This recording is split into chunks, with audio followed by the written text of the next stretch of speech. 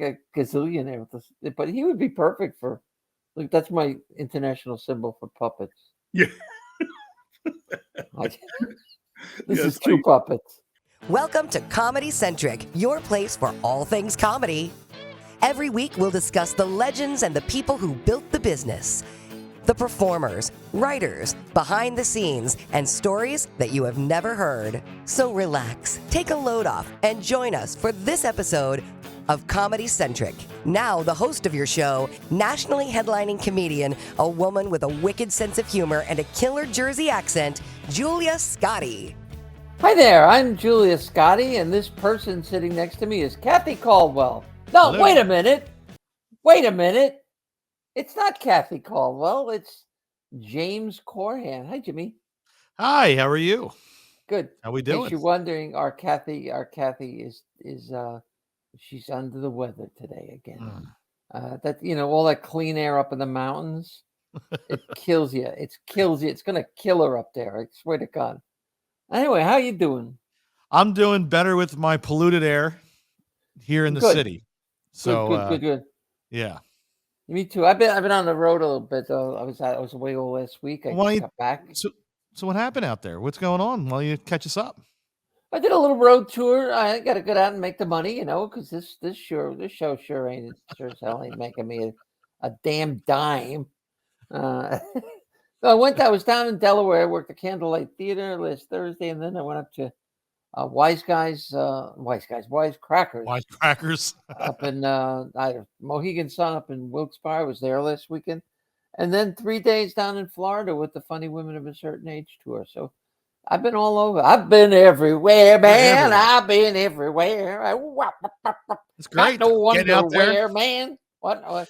Getting out there and showing your oats. That's right. I've been everywhere, man. Okay. Yeah, we got to get some new people in the opening on the montage where you put comedians. Yeah, we should update that now that we have new people in there. Yeah. Well, I think when we made that, we only had done 3 shows. I know, but now we have 29, right? We said we have 29 done. Something like that, or this might be 30. Wow, let's raise a glass. Yeah, there you go. Salute. All fame glass. Salute. Salute. I'll put a sound effect in post-production. I'll make it a. You know what I think we need?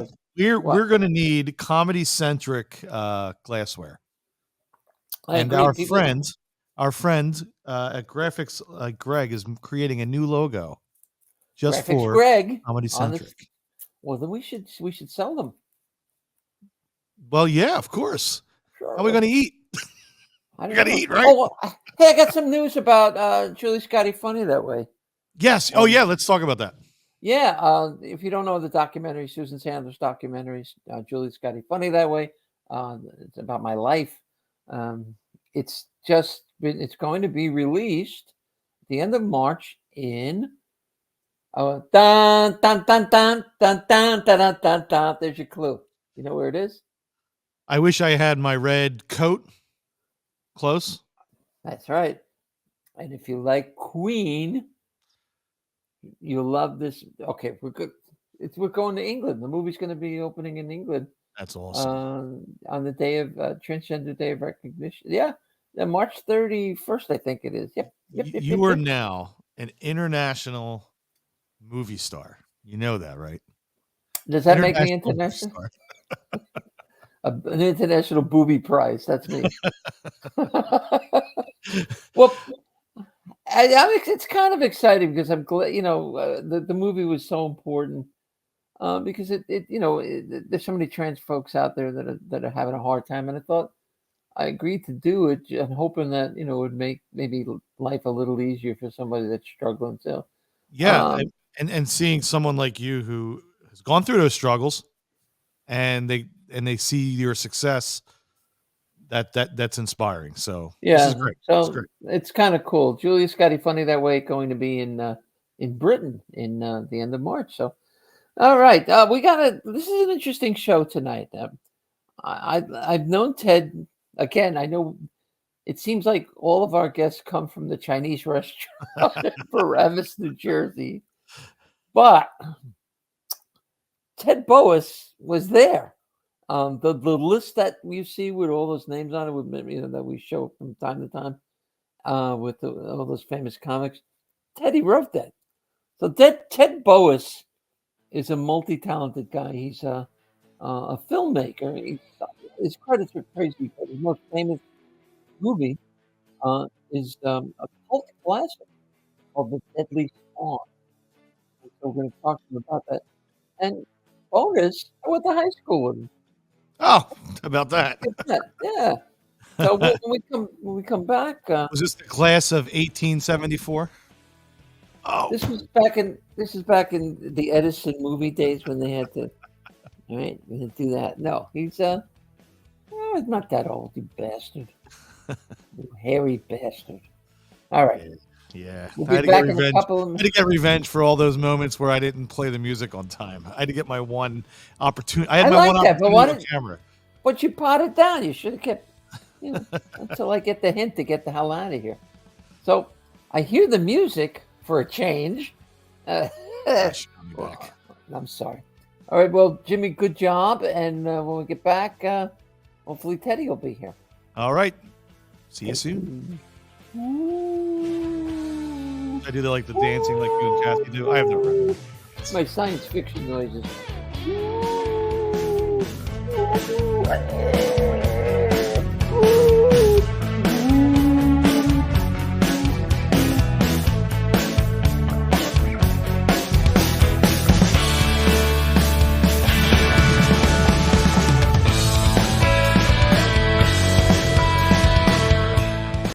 Hey, listen, my album, Julie Scotti Jersey Fresh, is available everywhere now. You can download it wherever you want, everywhere.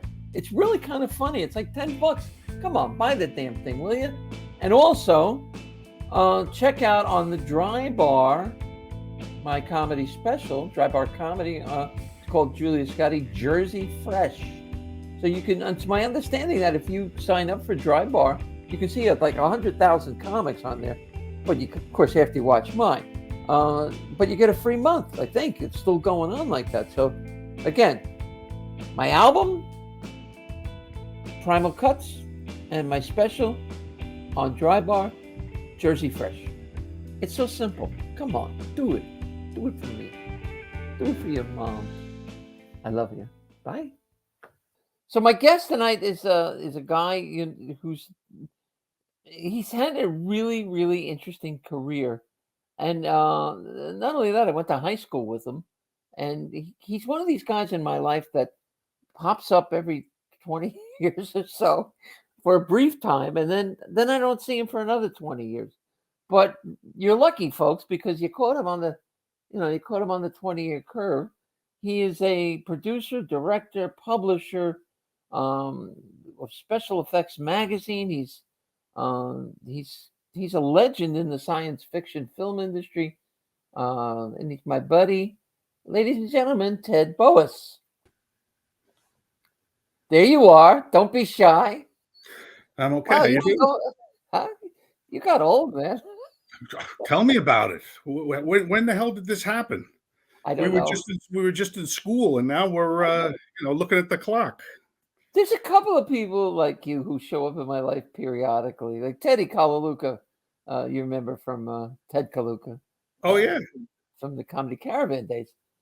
He's recently come back into my life, so that either means I'm coming to the end of my life, doing full circle, or it's just a happy happenstance. Well, you have to start going to the reunions. I was going to go to this last reunion, and I paid my money. I forfeited my $100 because I got a gig, so I had to do that. And, show business calls, and it called you. Yep. You were always. Now, I'm retired now, so that's always good. Now, see, anybody that's in show business that's retired must have made a lot of money. Because I've been in show business for 50-something years, and I'm if I don't work, I'll be livid with you. So let's talk about your incredible career. You really started in high school. I mean, I know that was an interest of yours back then. Tell me a little bit about how did you get into it? back in high school, I just started. I had my friend Charlie Chuback, and we always made small films, Super 8 films. We got our friends together and just did all these crazy movies and some stop motion animation films, and that was it. From there, you get hooked on it when you're young, and then you want to make bigger movies. So I eventually teamed up with John Dodds. He's a friend of mine from New Brunswick who's done a lot of films. And we said, let's start making our own movies right here in New Jersey. So we got together. I raised some money, and we did the first film, The Deadly Spawn, which came out in theaters in '83. So let's stop. First of all, you started the same way Spielberg did, with a little old Super 8 camera, right? I mean, well, we all pretty much start the same way. We start with that. With you're doing your little movies, and then some people just do it as a hobby and they forget about it, because then they go on to be doctors and lawyers or whatever. And some people get that bug, and that's what they want to do, as a profession. But that's a the fact that you knew it so early in life, just as I knew about comedy early in life.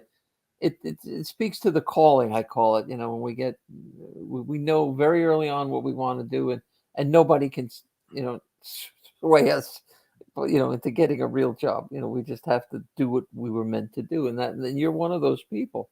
So you do Deadly Spawn, which I should say you asked me to audition for back in the day, and I said no.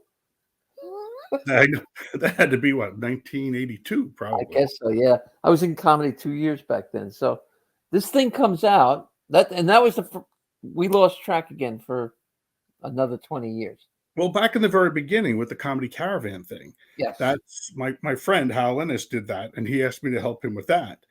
And that was a riot. I mean, we just had a lot of fun with that. I used to show the movies on in between the acts, and sometimes when people didn't show up, I had to go up there and do 3 minutes myself. The Jimmy Carter movie, singing Georgia on My Mind, right? That was yours? I think I brought all kinds of films into show, and then he would, Hal would say, Ted, Eddie Murphy's a problem again. He can't get a ride from New York. Can you go pick him up? So I'd have to go pick up Eddie Murphy and bring him, back to the thing, and then drive him back, to New York. It was crazy. But Seinfeld was there. A lot of people, were in those shows. This is what Kathy is always bugging me, busting my chops about the Comedy Caravan and the Chinese restaurant. But it was like the nexus of everything. It was just everything centered on that little tiny Chinese restaurant in Paramus. Yeah. The people that came through there I was just on with Jackie Mortling this afternoon. We were talking about it again, and you were part of that. How do you know Hal? He was roommates with my best friend Charlie Chuback in college in NYU, and so that's how I met him. And then Hal was local, so he used to do what was that the DJ thing he did? Super Greaser. He was Super Greaser. He used to do Super Greaser, but he'd be local to me. So he would say, Ted, come on down. I'd help him unload the truck, because back then the DJs had all the records, 1,000 records, and they were asking for records, and you'd have to get a record out and put it on the turntable. Sure. And he flicked his hair back, put the leather jacket on, and so I would just go out there and help him. And so we just got to be friends, for a long time. And then when he wanted to do that, he asked me, because he knew I was into the comedy. And that's how we reunited for the first time in 1980. Yeah, probably during that. And I got from Jackie, I got the paper on Eddie Murphy was on that Seinfeld with comedians and coffee doing cars, whatever the hell it is. And I'm close. It's reverse. Comedians and cars getting coffee, but getting coffee. Eddie was on it. Jerry was on. I was on it. Ted Kaluka was on it. Who else was on it? Was Paul Reiser on that one? Bill Maher, one of those guys. I don't remember. But it was a star-studded list. Oh yeah, the one night we had you. And the funny thing is, you were the first one. I wrote that list, the one that he shows on the air. And so I finally got a copy of it. But I wrote, some of the stuff on that list on that piece of paper. And mine is the only name you spelled right. Yeah, I did. I didn't write the names. Yeah, Seinfeld was spelled wrong. But yeah, you were number one on the top, and it was so funny when they would ask me, he would say, who was you put where, who was funnier, and your name would always come up, Seinfeld. I said, he's not that funny. Yeah. Well, knew? you know what it was? Those two names, the two top names, Teddy's and mine, I think, were on the And top. Gilbert Gottfried was there that And night. Gilbert was on it. Yeah, that's Yeah. right. Gilbert was on that show too. I was still at that point considered an amateur because that was the first place I ever got on stage to do stand-up. I had been playing music, but so I wasn't. I don't know if I was officially part of the show or if I was just a sort of I don't know, doing a guest spot, we'd call it today. So, but that's how you and I just keep bumping into each other in these weird intervals. Well, I So I told go you the ahead. story how I saw you on was it America's Got Talent or what was it? Yeah. What was that show? I'm looking at this person up there and I'm going, oh my gosh, she looks so familiar, but I can't put my finger on it. And I went, wait, no. Yeah. I thought you knew. I thought everybody from high school knew from the reunion. I figured everybody would know. I went to, I think, like the 50-something reunion. I never went to those reunions. Okay. A couple of friends called me and said, why don't you go to the reunion? And I said, okay, it's been 50 years, so maybe I'll go. And so I finally went to one. It was good. We had a good time. That's what I heard. I figured by 50 years they would be doing it at a booth at a Denny's. That's how many people would be left. No. It's funny when we went there. Some of the teachers look better than the students. All the guys. I heard that. The big muscle guys were now all these fat bald guys. I walked in. I had a full head of hair. They were like, "Holy shit!" You don't look much different than you did back in high school, except for the hair's 50 years older, but otherwise, exactly the same. Well, nobody wants to hear about our childhood, except that's true. I don't. So let's move on to your stellar career.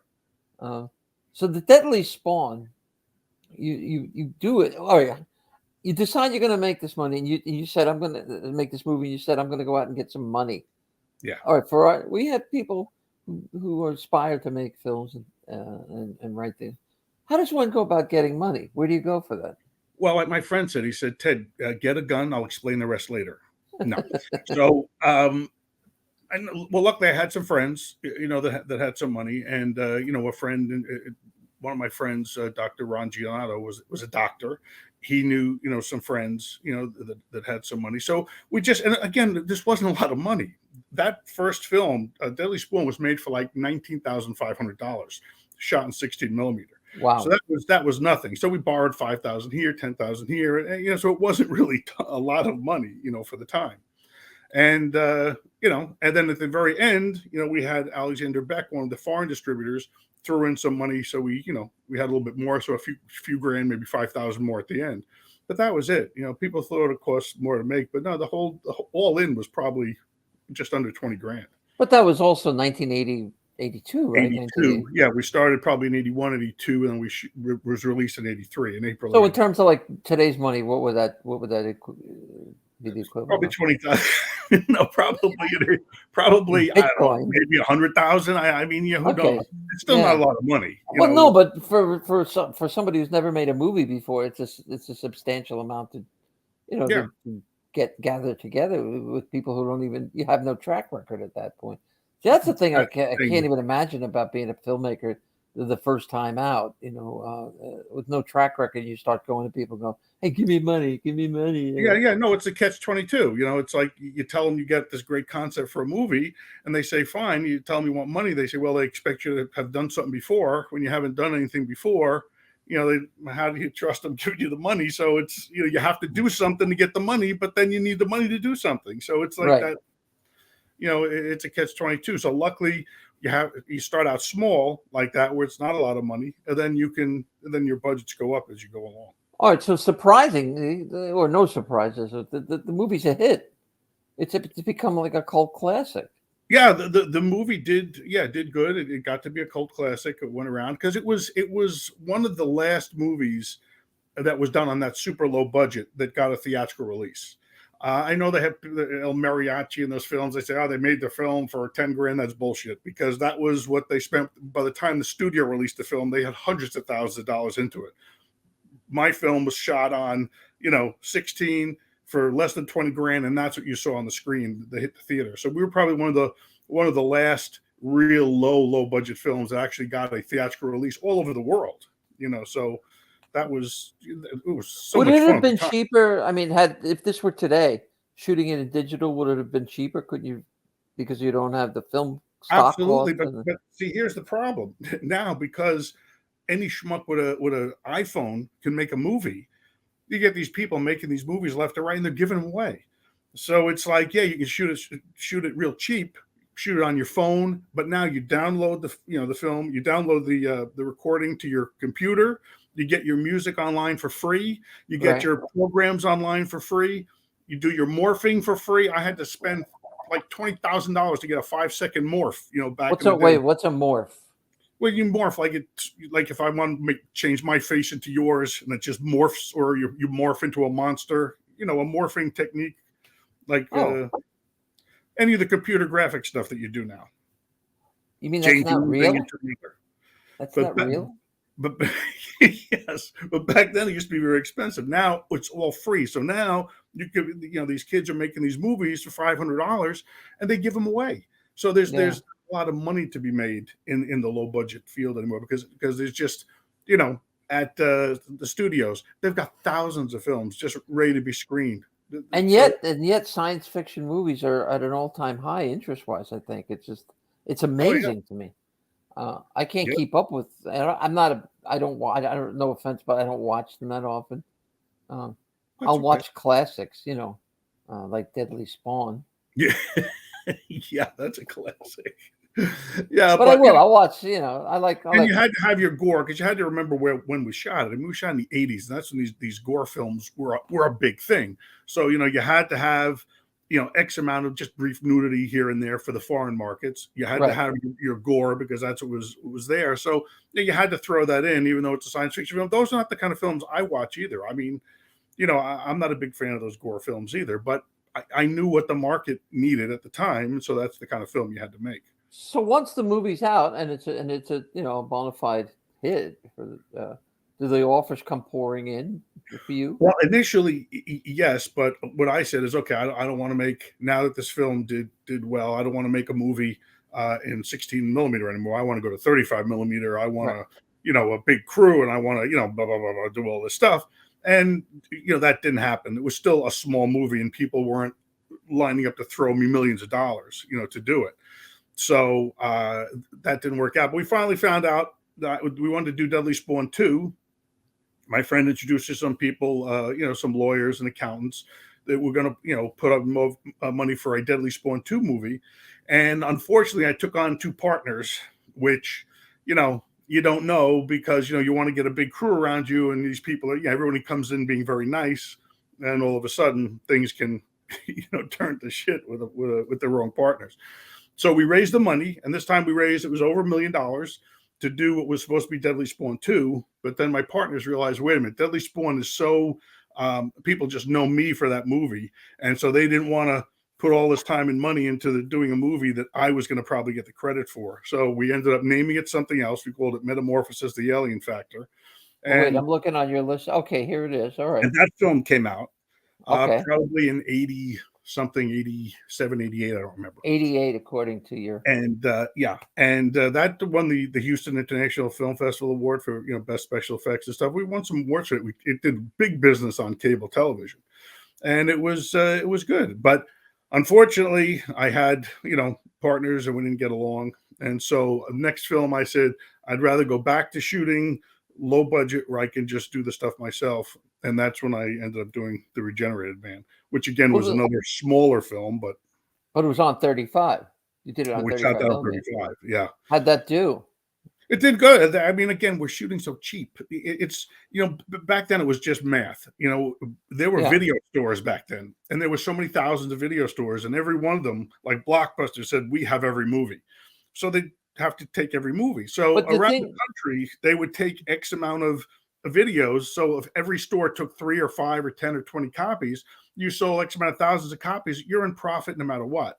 So it didn't matter. Okay. But it also says regarding Metamorphosis that the Regenerated Man, that you use the same computer program that was used in Jurassic Park for the special effects. It was a big secret at the time, because my friend, it was a big secret at the time, because my friend Dan Taylor worked at ILM, and he worked on some of the Industrial Light and Magic. That's Industrial Light and Magic. Yeah, Lucas's company. And so what he did is he ended up getting some of the dinosaur skins and things and the computer programs, and actually was able to do some stuff for me for the Regenerated Man, which was, kind of. Wait a minute. Wait. Okay. Yeah, so I know. You basically stole the technology from IL. Or you borrowed it. Yes. But the dinosaur skins? Well, in the computer program, like when they do films like Jurassic Park, they have the dinosaur skins, the textures, and everything that move, on the screen. It's, like a wire form, but it's all on the computer, and they put the skins on it, and they make it actual move. physical. So what? Actual physical skins or computer? No, it's computerized. It makes it look like dinosaur skins moving. So he just took the program, was able to use that to do some stuff for the monster in the movie. So that was pretty cool at the time. But breaking news, folks. It is. Well, he's dead now, so I'm. It doesn't. George Lucas. He can't get in any trouble now. All right, then that's so good. So that's very cool. Now, I'm jumping around on your bio here because there's so much interesting stuff. But this title, I love this title. Vampire Vixens from Venus. Sounds like a Russ Meyer title. Well, right? I mean, at the time, I was doing Regenerated Man, and there were two companies interested in Regenerated Man. And it was like a bidding thing. And so finally I said, well, wait a minute, let me see. So I went to the second company and I said, look, how about if instead of giving you that film, I'll do a whole new film for you. One that you can have input on, and we can do a whole new thing for the same money. And they said, fine. So I was able to sell the Regenerated Man to the one company. And I came up with this thing, Vampire Vixens from Venus, to do. It was just a little science fiction comedy, but it had some effects and some cool stuff in it. And so we did that. Unfortunately, at the time, why do all of your stories eventually have the word "unfortunately" in them? Well, when you make films, the word "unfortunately" comes up a lot. Unfortunately, I had a partner. Unfortunately, yes, we stole the technology. Unfortunately. So unfortunately, then when we did, I thought at the time, having a cute title like that was interesting. But then while we were doing the film, a whole bunch of films with these trick titles came out, and they were crappy. Test tube teeds from the year 2000, this from that, all these little trick title things. And they were horrible films. So I said, we don't want to get lumped with that. So let's just call it like, Invaders from Venus or Space Invaders. So let's just call it something else than this trick title. But no, we like that title. We're going to put it out. And sure enough, what was happening is we got lumped in with them. And so companies, the video stores and stuff that were getting these films, they saw how bad these other ones were doing. And now they said, okay, now we got Vampire Vixens. And they were canceling orders in droves, saying we don't want those kind of films anymore. They all suck, because I don't look at them. They don't get on, screen them. They just get them for their store, and they know which type of film doesn't do well. That film wasn't doing well, and so they were canceling a lot of orders. So I mean, it still did okay because it was still cheap, but But the title reminds me of the movie Mars Attacks. You remember that was out? Which I thought was an incredibly funny movie. It was. I loved that movie. And I thought of you when I saw it. You had nothing at all whatsoever to do with that movie. No, if I did, we wouldn't be having this podcast. Probably, I'd be. You wouldn't talk to me. I'd be out. I'd be out having a cigar right now with my buddies.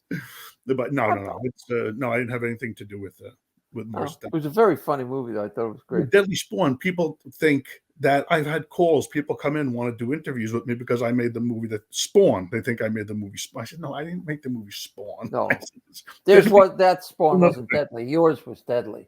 That was deadly. Yeah, that's the difference. And then during that time period, I wanted to do a magazine. So I started a magazine called SPFX, which now has morphed into Candid Monsters, a series of books that I'm doing. But then because I had a lot of contacts with these older, people in the business, and I like the films from the 40s, 50s, 60s. So I did, a bunch of interviews and articles about those kind of films. And so that did good for a while. And that's still going though, isn't it? Well, I now, like I said, I morphed that into Candid Monsters. So now I do a series of books. I'm already on my 19th book. We're doing 3 right now on King Kong. The original King Kong? Yeah. Well, explain. Of course, not that 76 piece of crap. Well, Dino De Laurentiis, wasn't that Dino De Laurentiis? Yeah. I killed the monkey. My the monkey, she's a fall off of the Empire State. Oh, Maron, look at the monkey dead. Terrible. Absolutely terrible. Anyway, all right, so explain the book, Candid Monster. Explain that title. Well, Candid Monsters, there's a lot of, people like to see candid photos, behind the scenes photos. They like to see the creatures in Black Lagoon, mopping the deck or playing with someone's hair or, fooling around on set. Frankenstein smoking a cigarette, drinking tea. They like to see that. Okay. All right. Through the years, I've been collecting for like 50 years, so probably more.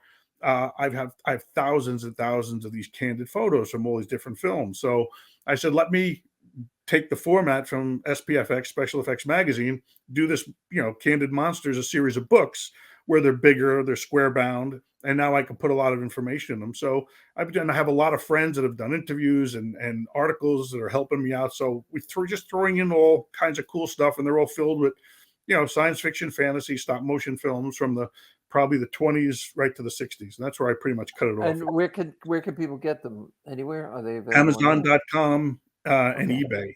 They're the 2 biggest places. All right. Yeah, just go to Amazon.com and put in Candid Monsters, and it'll show you the whole collection. Oh, okay, great. Well, remember that, people. Write that down.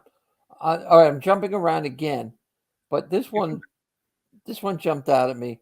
Where is it here? I gotta find it. This thing of ours. Yeah.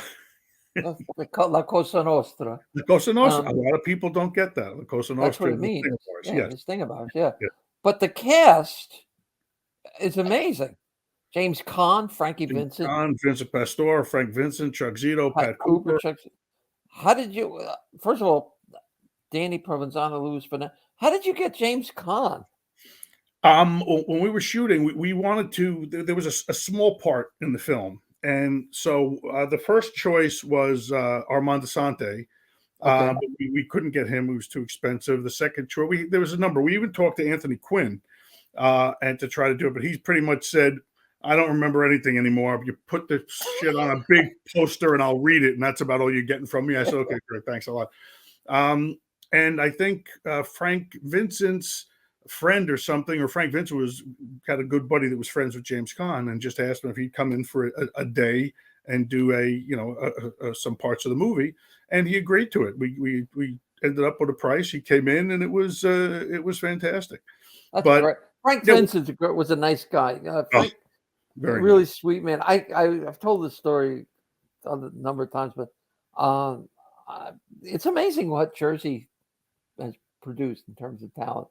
But I used to go see Frank Vincent and Joe Pesci when they were doing stand-up comedy at the Choo Choo Club in Garfield.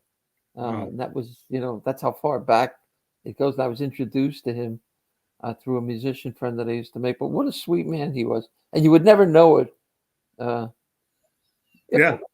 Based on his characters. So we used to swap cigars because we were both cigar smokers. So he used to love the Cuban cigars, and I used to bring him Cohibas, and we'd swap cigars every day. We'd show up on set. So that was a lot of fun. What was the plot of this movie?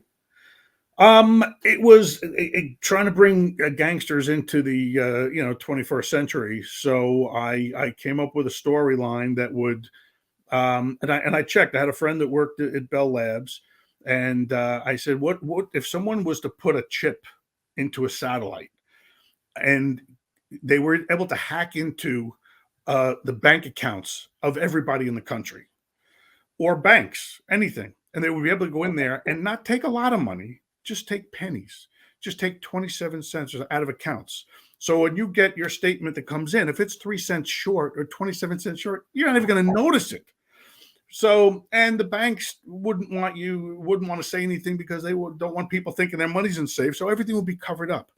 So that's the story I put up with. They got this guy and they were able to put this chip up on a satellite, siphon this money, and make, millions basically. Yeah. And so it was, and having a group of young guys get together, to do this stuff, the old mob, the new mob, and it was a lot of fun. Danny Provenzano was always interested in getting involved in films, and so he wanted to, he was with me on some of the science fiction stuff. He was trying to learn the stuff, and then he said, when we get a chance, let's do, a mob film. And so I wrote the film, and we put it together. He raised, some money. He knew some people, raised some money to do the film, and so we made. This Provenzano, is this the Provenzano I'm thinking of? Probably. Okay. What was Pat Cooper like on that set? Boy, that must have been interesting. Cooper was ridiculous. When I went in there, I'm saying, okay, here's what we need to do for the scene. As long as you get this dialogue in, I don't care what you do before. Don't tell me about no dialogue. I know dialogue. I can do dialogue. Listen. I've been in business. Your dialogue right here. I got your dialogue. He was. So I said, you could put whatever you want before it or after, as long as you get the gist of what we need to get. That's all that matters. He went in there, and it was just, every take was hysterical. The first one we screwed up because we all started laughing. It was just so funny. And finally, we had to use probably the least funny take because it stopped the show. It was like from something else. He just was doing a routine, and it was. So the movie wasn't a comedy, though, was it? No. Oh, okay. No, but again, he was a funny character in it. He played the lawyer, and he went in there. Oh my God, he was just hysterical. Very funny guy. That's too funny. I was trying when I was reading. I'm like, and I see on the other movie, Destination Fame, Ricky Aiello was in this. So. Ricky Aiello, Michael Jackson's father, was in it, which was crazy. Where? Oh, Joe Jackson.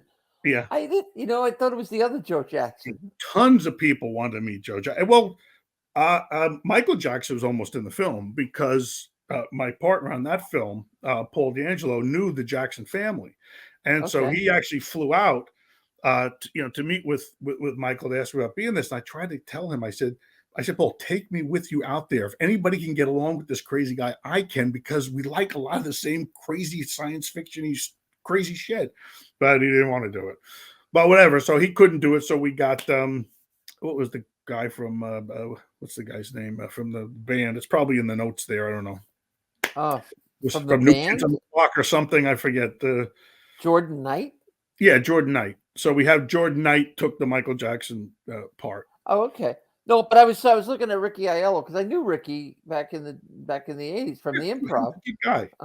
Yeah, he was a nice guy, and he tried doing stand up for a little bit, and it just wasn't working out. But his dad was such a sweet guy too. Yes. Danny Aiello used to come in, and Danny worked at the Improv and came in and hung out and told us stories. We would just sit there all night telling us stories. Sweet man. And Danny was a nice kid. A good actor too. I see him pop up every now and then. Yeah, no, he was. So you with those two movies, this Thing of Ours and Destination Fame, then you sort of moved that out of the horror genre, then. Yeah, well, I mean, it was at the time. I mean, the only reason at the time that I wanted to start out doing a science fiction film or horror film is because no matter how good or bad they were at that time, it didn't matter. They all sold. So, I mean, if you did a comedy and it wasn't funny, or you did a drama and it just sucked, the script was bad, the actors were bad, whatever, it would never get sold. But if you did a monster movie that had a monster in it, even if it was horrible, every blockbuster in the country was going to take it. Like a Trauma Films. Did you work with that? Trauma Films. Trauma actually wanted Deadly Spawn, and they didn't come up with the money fast enough, so it went to another company. Which and they were the big. Unfortunately, but they were the big company back in the day, weren't they? Yeah. Trauma. Yeah, I know those guys. They're still around, right? Yes. Yes. Amazing. Yeah. Jesus, you had a pretty good career. No wonder you retired. It was fun. And then we did what the hell did we do after that? I did a couple films that were compilation films called Fantastic Film Show 1 and 2. I'm looking for that. Yeah, these you can't find it here. I haven't. Were only released in Japan. They were only released in Japan, but we took small film, short films, science fiction, fantasy, horror films, put them Right. together into a compilation, and we did it over there. And the second master I had sent out, and it got lost. So I only have a master for I think one or two. One of them is missing, so I don't even have it. So it's only been released in Japan. I've been trying to get a hold of a copy from Japan, but I can't. What's it about? They're just all short films. So people made short films, 5-minute films, Okay. 2-minute films, 10-minute films, and I just put a compilation of those together to make a. Well, that's a lot. That's very insightful, because they're doing that now on. I see them, online. There's festivals that do that too. Yes. You were just ahead of your time. Yeah. We had fun with Interesting. that. Then the last film I think was Hell on Earth. Yeah, tell me about that one. Well, now we just got some friends together, just some buddies of mine that would do. I did my one friend Dave Baumler that I did a film with, and we just took a bunch of friends. We got them together. Everyone kicked in like 10 grand or something, and we did a film. It was very cheap. It was like a $50,000-$60,000 movie, and we just wanted to do a comedy. We just wanted to do like a horror comedy, and so that's what we did. Well, what's interesting about when I'm reading about you, you did everything on set. I mean, aside from writing, producing, directing, you did stunt work. Well, you very much, you do that because certain things in a film, people didn't want to do. Someone to get their head slammed into a car door and a car take off with them on it, and or punch through a glass pane or do something, really fall out of something. But I didn't care, because at the time I was doing, stunts, and, so I could fall down the stairs or fall out of a tree. So I would do the dangerous stuff if I needed to do it in the film. So you trained in it? A little bit. Yeah. Yeah. So, I mean, it was, my friend Fred Olin Ray out in California does a lot of movies. So I try to throw him in my films. When I'm in his, I try to do a stunt. Like I'll hang out with his guys. We'll go off, do high falls off the buildings and stuff. Just for the reason I bring that up is because I'm in the middle of reading this book about Buster Keaton, and you're very much like, your career is very much like a silent movie director, writer, producer, in that they did all of those things when necessary, because they needed to be done. It fascinates me. Well, I like doing a cameo in the films. I like I'm somewhere in all of the films. So like Hitchcock, it's your Hitchcock. Yeah. I always like that. I thought that was a lot of fun. Just sometimes you can't. Well, I think something you probably could say. I mean, most of them, I'm in there somewhere where you could actually see me. Like in Deadly Spawn, I played a number of roles where people came in or out of rooms, and then at the end, I'm running around in the thing, and in Metamorphosis. Like, Where's Waldo? Yes, you'd have to Where's Waldo of horror movies? Find me in there. Well, I know as a comic, I can't ever stop doing stand-up. I can't even imagine not doing it anymore. And yet you walked away from actual filmmaking. You're producing the book, the magazine, but don't you miss making movies? Well, yes and no. Like I said, it would be yes if I saw a path, and they keep trying to bring me back in. I got a friend of mine now, John Raymond. This guy is writing. He wrote a script for a Deadly Spawn. We wanted to do a prequel, a prequel, the film itself, redo it, and then do a sequel to it. I have some comic book companies that are interested in doing graphic novels on a prequel, the movie, and a sequel to it, and then maybe selling it to some film company to shoot it. Because now with CGI stuff, you can do anything. So it's So what's stopping you then? Well, nothing. We're just going to see what happens with it. I'm pursuing that, but it's not like I told him. I said, you want me to direct a film? I said, fine, I'll come back. I'll direct the Deadly Spawn too. That's no problem. I said, but I have to be paid a pretty good amount of money. I'm not going to, because it takes 6 to 8 months to make a movie. And at my age, 6 to 8 months is a long time. So to bring me out, I'm not coming out there for 100, 200 grand anymore. You're going to have to pay me some serious money for me to come out. Otherwise, do it yourself. Just pay me. That's what I said when they wanted me at the Paramus Elks Club. I said, you're going to have to give me 100, 200 grand. Is not going to cut it, babe. Not without giving me access to the buffet. So exactly. Tooth to footnote. That was it right there. But yeah, so we're going to see what happens. So this still may happen. I'm still talking with these people about doing this stuff, and we'll see. If it happens, it happens. If it doesn't, it doesn't. I'm happy right now. I sit at home in my robe, and I just sit there and write, and I put the books together. I send them out, and that's it. And I don't have to do anything. I go to the conventions. I still go to Chiller Theater conventions. I still go there twice a year. You know, Okay. I'm a guest at those shows. I've been a guest there for over 30 years now. So, you know, people can come down, say hi, you know, they bring their posters, you know, for me to sign, and they're all their different, you know, VHS copies or Laserdisc copies of stuff. And every now and then someone will show me something I haven't seen before. You know, they'll get something from Japan or something from Bulgaria that I haven't. Do they dress up as the characters in the movie, like in Star Trek? No, but people have gotten huge tattoos on their own. If I showed you these pictures, people are sending me these pictures. They have Deadly Spawn, the creature, tattooed on their arm. Really? I'm like, dude, that's permanent. I said, what are you? Yeah, really? I said, what are you, crazy? What are you doing in your life? Yeah. They don't have any idea. And they have characters out. There's all kinds of toys and stuff. I could have brought them over to show you on camera. Wait, they don't? Yeah, you could go get them. I want to see some of them. I'll be right back. All right. And while Ted's getting his toys, we'd like to remind you that I have an album available called Julia Scotti Primal Cuts. You can find out. It's really great. Not as good as I have no toys that I could show you anyway. They're in my nightstand next to my bed. But had nothing to do with. Oh, he's back. Okay. I told you I wouldn't be long. Hi. That's right. They're still in the wrapping. So I can't move it over. Okay. All right. What is it? Looks like a giant fish. What is that? Yeah. Well, that's one of the smaller spawn creatures. Now, all right. So somebody produced this without asking. No. They licensed it. They licensed to do it. This is the full size one. Holy shit! What does that sell for? Like $110 or something. My God, really? Oh man! And it's just that one creature?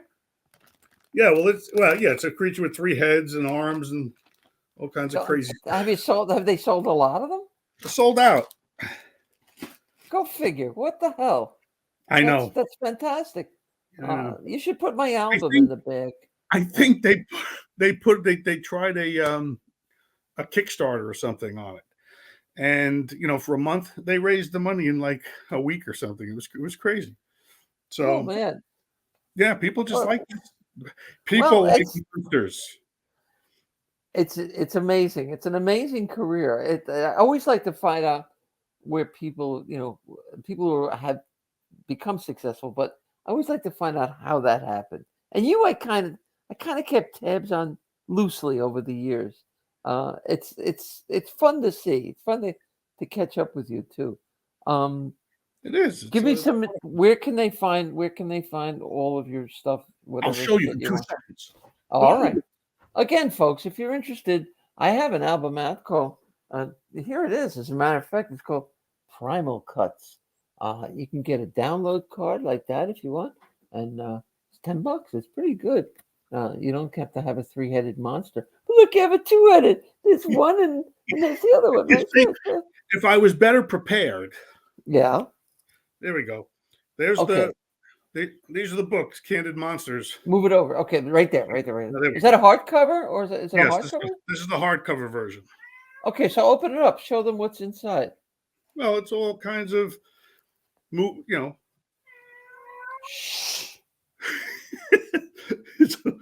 all kinds of, stuff about. Is that just King Kong specific? King Kong. All King Kong. That is so cool. All King Kong. That is wonderful. Yeah. So this is. And where can they get that? Amazon.com. Okay, Candid Monsters. Or eBay. And it's called Candid Monsters. Yes. What else? What about your other movies? Can we get them anywhere? Good question. Yeah, some of them are still available. Synapse is coming out with a Blu-ray of Deadly Spawn. Okay. Hopefully, maybe for Halloween or something. We'll see. But keep checking the Synapse website. You're gonna have a Deadly Spawn Halloween costume. That'd be fun, right? Somebody actually made a Deadly Spawn hand puppet. It's huge.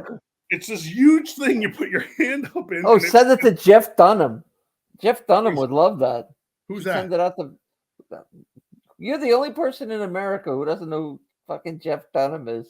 He's a ventriloquist. He's out in Vegas. He's been out there I'm still for the like, girl that won the contest there with the puppets. Who? Was really funny. oh, the one girl with from the puppets. Oh, you know her? No, I don't. You I know? just thought she was funny on the show. Well, Jeff Dunham was on the contest too, and he won. He won way back, but he's had a residency in Vegas for he's like a gazillionaire with this. But he would be perfect for. Look, that's my international symbol for puppets. Yeah. This is two puppets. It's Two like puppets. this. I go to my friend. Let's go for. I go, what are you talking about? Shots. Let's go for shots. I wouldn't have got that either. I go, let's go. I can't even do that because I got arthritis in my thumb. So let's go. Anyway, this was fun. I enjoyed this a lot, Teddy. Yes, it was a good trip down memory lane. You were the second Ted we've had on. Who was the first? Ted Kaluka. Oh, okay. Yeah. And I just want to throw this out there. If you redo Deadly Spawn, and you asked me to read for it, I think I would at this point. Oh, I'm just saying. Without a doubt, you would be in there somewhere. What are you kidding me?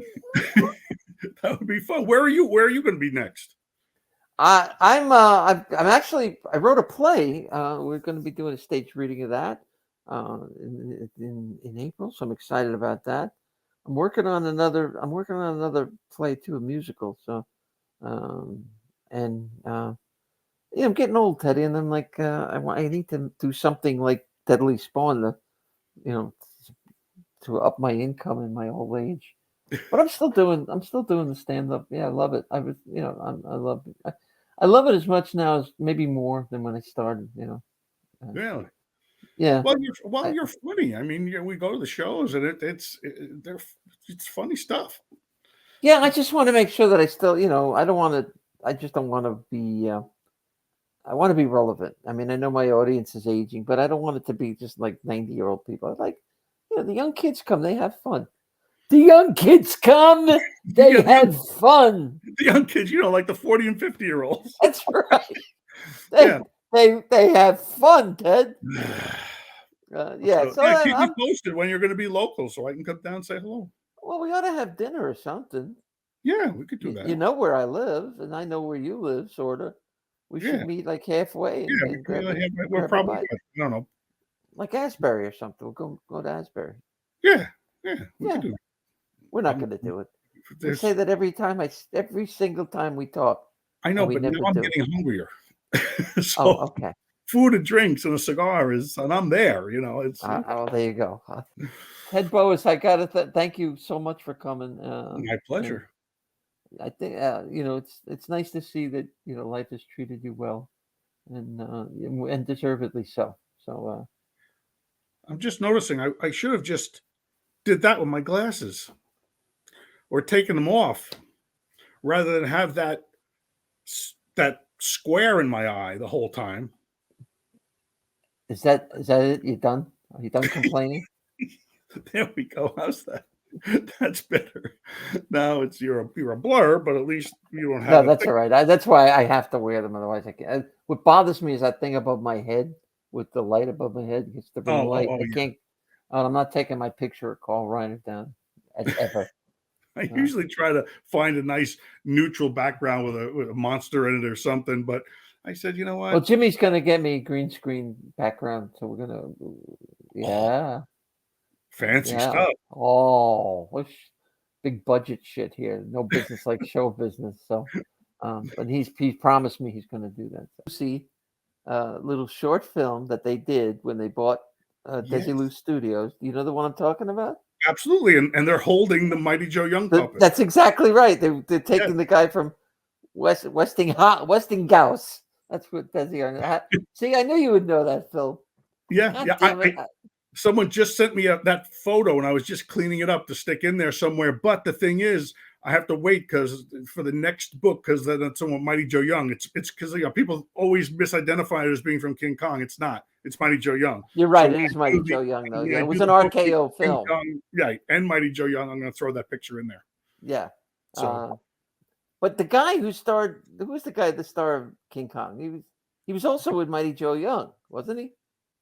the guy that directed it, or no, the guy that starred in it. What was his name? Robert Armstrong. Robert Armstrong. He was in both movies, though, wasn't he? Yes, and Son of Kong, and Son of Kong too. Yeah, yeah, absolutely. See, all right. Well, listen, I gotta go, and then Jimmy should know better and have the music running, queuing up. Me too. I got tequila and cigars waiting. Oh well, pardon me. All right. Well, I love you, man. Take care, and we'll talk soon. Thank you very much. Music, Jimmy, for Christ's sake. That's why I'm talking to him, saying goodbye. Yes, you have the music. You know what that music is. And on you go. Take it easy. All right, get rid of him. Get rid of him. I'm very busy. Oh, yeah.